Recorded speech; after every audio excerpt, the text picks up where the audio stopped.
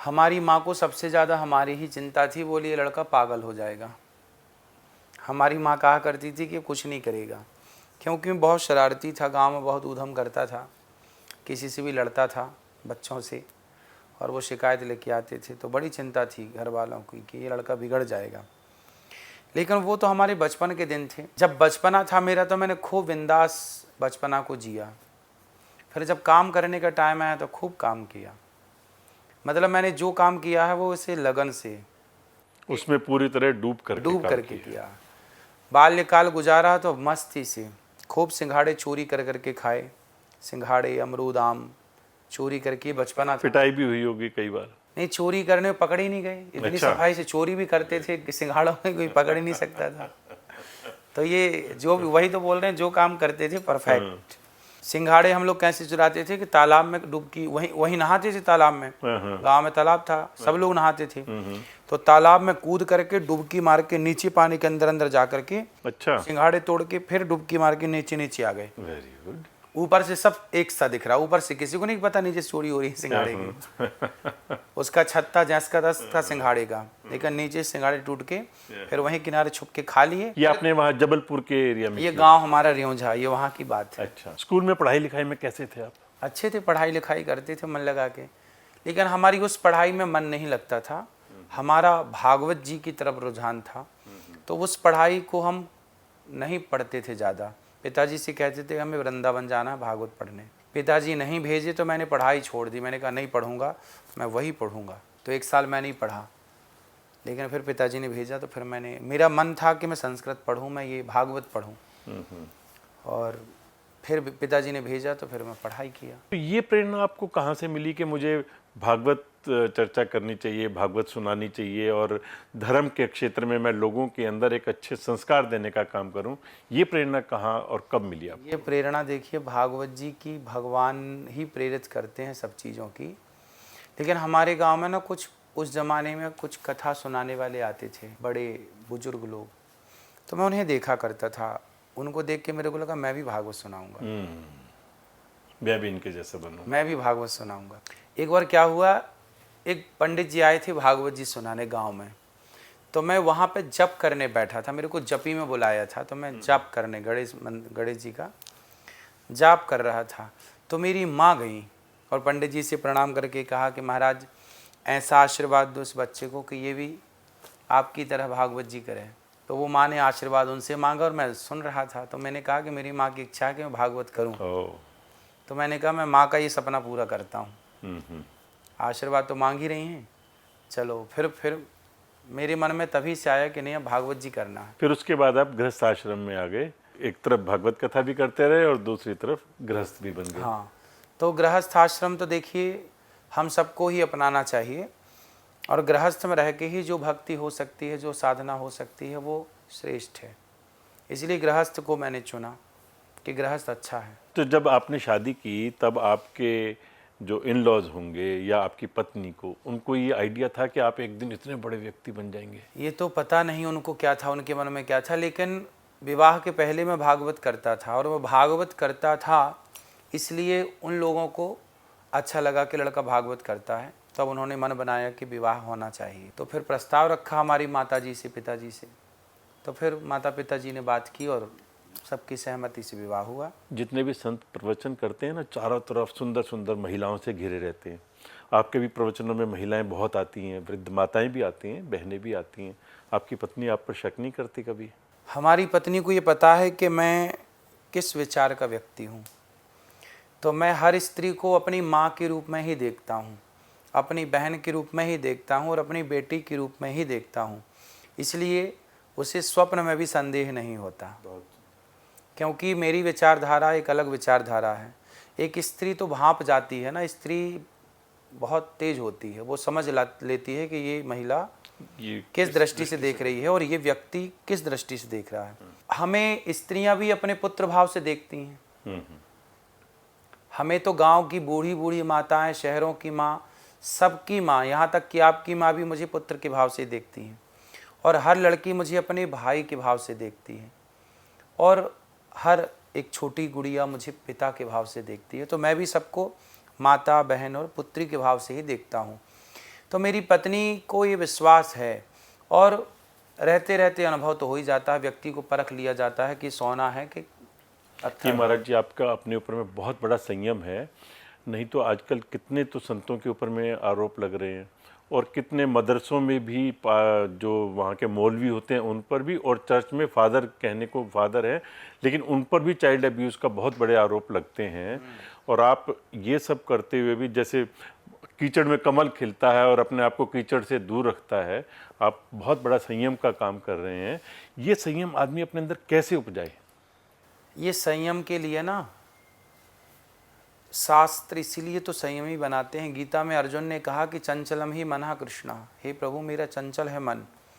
अर्जुन ने कहा कि मेरा मन बहुत चंचल है, बताओ मैं क्या करूं। जबकि अर्जुन इतने संयमी हैं कि स्वर्ग की अप्सरा ने उनसे कहा था, अर्जुन एक बार स्वर्ग गए तो अप्सरा ने कहा कि अर्जुन आप आओ मेरे पास, मैं अप्सरा हूँ और तुम मेरे साथ रहो।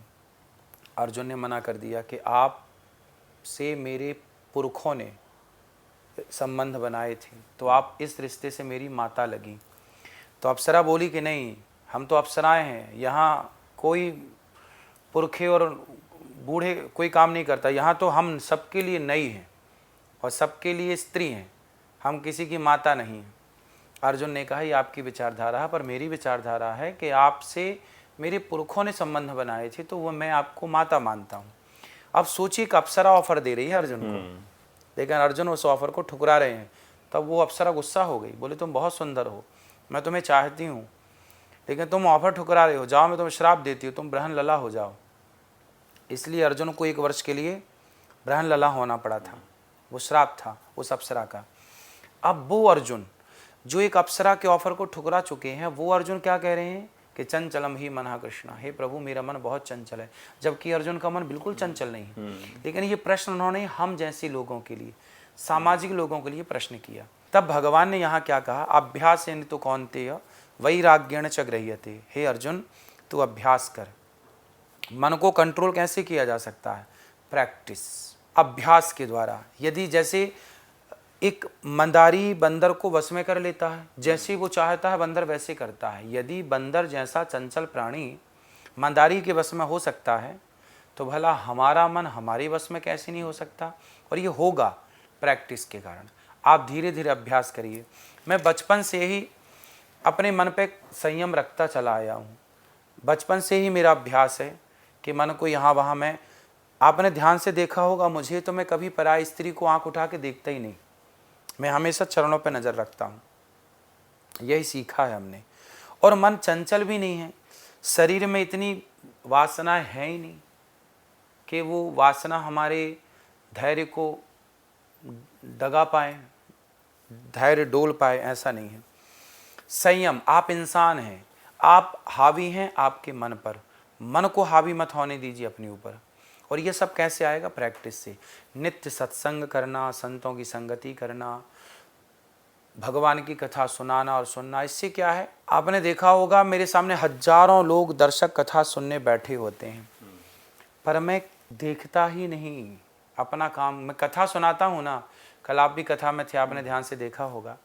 मैं कथा सुनाने में इतना तल्लीन रहता हूँ अपने काम में, इतने ध्यान से मैं अपना काम करता हूँ, केवल कथा में मेरा ध्यान होता। मेरे को सामने भी जो मैं बोल रहा हूँ वो दिखता है दृश्य, सामने कौन बैठा है, कौन सुन रहा है, कौन नहीं सुन रहा है, कौन क्या कर रहा है, कौन बैठा है, कौन नहीं बैठा, कितने कम लोग हैं। कोरोना काल में आपने देखा कि कोई श्रोता नहीं था सामने, सब घर में थे, टीवी पे सब देख रहे थे, लेकिन सामने कोई श्रोता नहीं था। अब सबसे बड़ा चैलेंज क्या है कि आपके पास सामने कोई ना हो और आपको कथा सुनानी हो, तो कैसे सुनाएंगे? लेकिन मैं उस समय भी काम किया। इससे आपको ये पता लगा लेना चाहिए कि व्यक्ति का मन कितना कंट्रोल होगा। कि बिना श्रोत आप मुझे कमरे में बिठा दीजिए और कहिए खाली कमरा, कोई नहीं, और आप कथा सुनाइए, मैं सुना दूंगा। क्योंकि मैं जानता हूँ कि मैं जो कह रहा हूँ वो सुनने वाले भगवान हैं। और फिर जब आप व्यासपीठ पर बैठते हैं तो कुछ ना कुछ भगवान आपको अपने आप से ही कुछ शक्ति ऐसी दे देते हैं, बिल्कुल बिल्कुल, कि आप अपने आप नहीं बोल रहे बल्कि भगवान आपसे बुलवा रहे हैं जी। ऐसी व्यासपीठ के बारे में कहा। इसलिए संयम तो होना ही चाहिए। महाराज जी, आप गृहस्थ आश्रम में हैं, परिवार भी है, तो परिवार के साथ मनोरंजन के लिए आप क्या करते हैं? उधम करते हैं। जैसे बच्चे उधम करते हैं ऐसे मैं सबसे उधम करता हूँ। फिल्में देखने जाते हैं कभी? फिल्में नहीं देखता, कभी कोई फिल्म नहीं देखते? पिक्चर देखने का टाइम नहीं। ना मेरी पत्नी को कभी कहती है कि चलो फिल्म दिखाने चलो, ना उसे फिल्म पसंद है ना मुझे फिल्म पसंद। टीवी पर या ओटीटी पर कभी? हम दोनों के विचार अच्छे हैं। मैं चाय नहीं पीता, मेरी पत्नी चाय नहीं पीती। मैं फिल्म नहीं देखता, मेरी पत्नी फिल्म नहीं देखती।